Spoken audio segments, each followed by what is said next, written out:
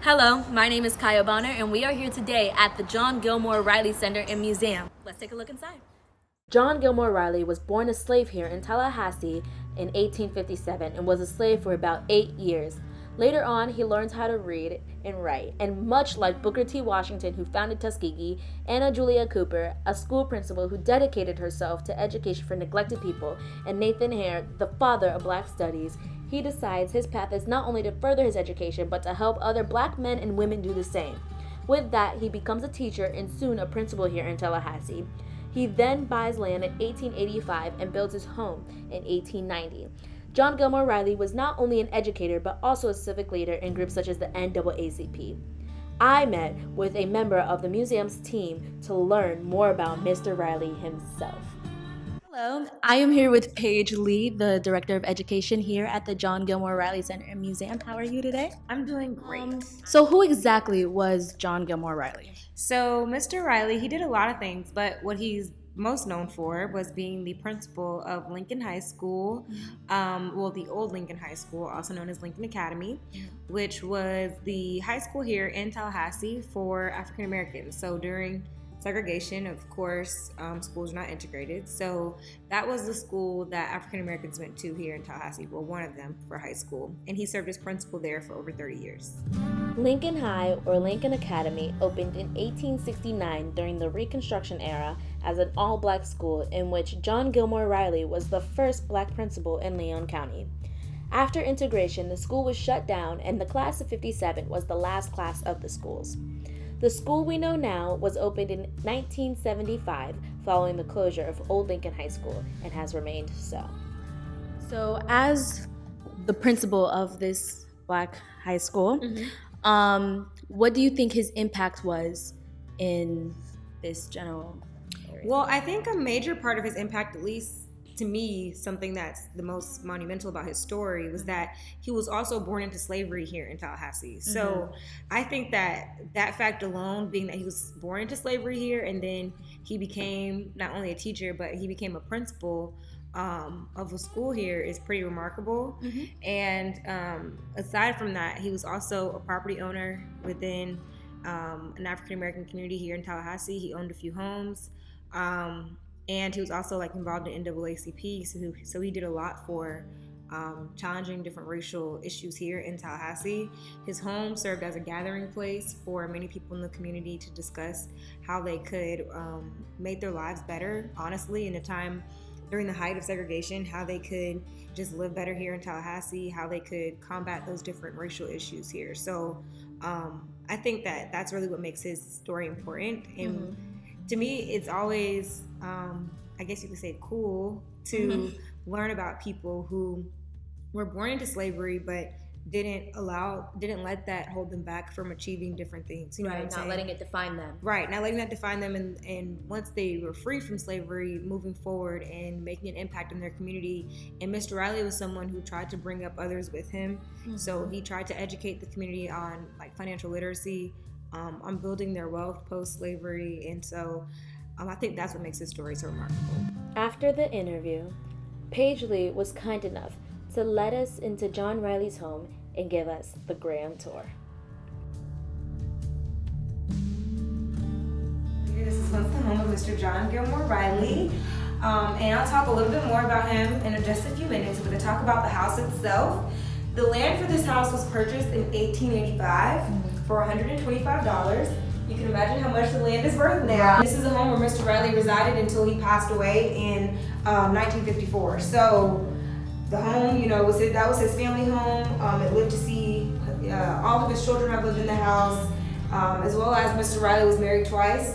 So his first wife passed away, and then he got remarried about 20 years later, and then his second wife also lived in this house. So this room here served as a living room.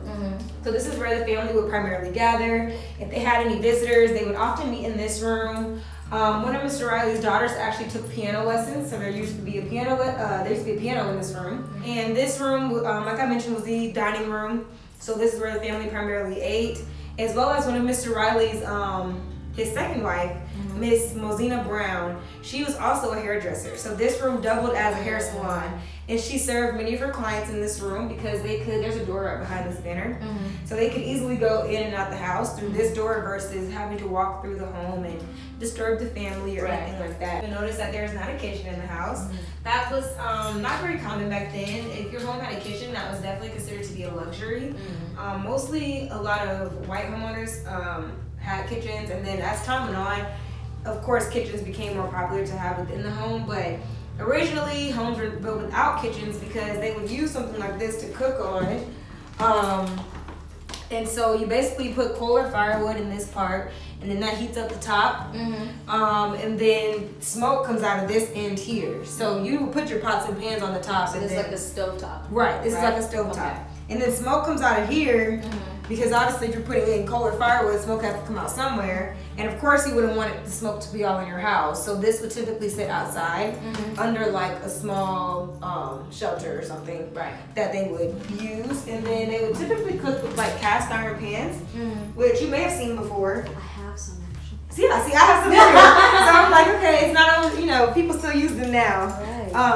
They typically use cast iron pans because of their durability. And then a lot of people have their own gardens at their homes. So they would grow their own crops and vegetables and things like that. And the community was really, they call it like a making do community because they work together to just make it happen. So nothing really went to waste. And then many people also had like their own chicken coops, so they could have fresh eggs and things like that at the house there. So those were the type of things that they would use or do within the community. With his work that he's done with not only the school but the NAACP and everything else that he's done, what do you think was the top of his priority? I would say education. So being a principal and educating students was what I would think was number one. Of course, I've never got to speak to Mr. Riley, but just based on what I've heard from his story, that's what I would think, because ever since Mr. Riley was young, education was always important to him.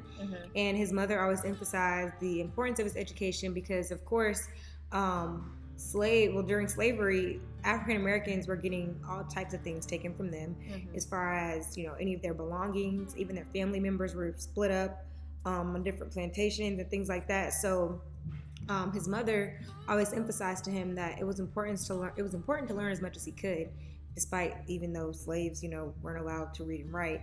But still, he learned how to read by following hymns during church and taught himself how to read. He was self-taught, self-educated.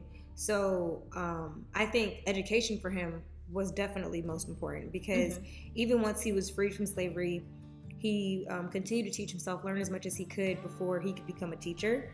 And then that was literally what he did his entire life. So his very first job was a teaching job. And when he first started teaching, he was only getting paid $1 a month. He had a $12 a year salary, which is crazy. Well, back then, it's a little different, but still, that's still not a lot of money at all. And then even after that, the school board told him that they weren't going to be able to pay him. They didn't have enough money in their budget. He told them that he would work for free as long as they paid his room and board. So to me, those types of sacrifices aren't things that someone would do if education wasn't that important to them. You know what I mean? So I would definitely say that education was his top priority, and making sure that post-slavery, that African Americans tried to pursue their own education, to learn as much as they could. I think that's what was really important to him. I think that's one of the legacies, a part of his legacy that he's left here in the city.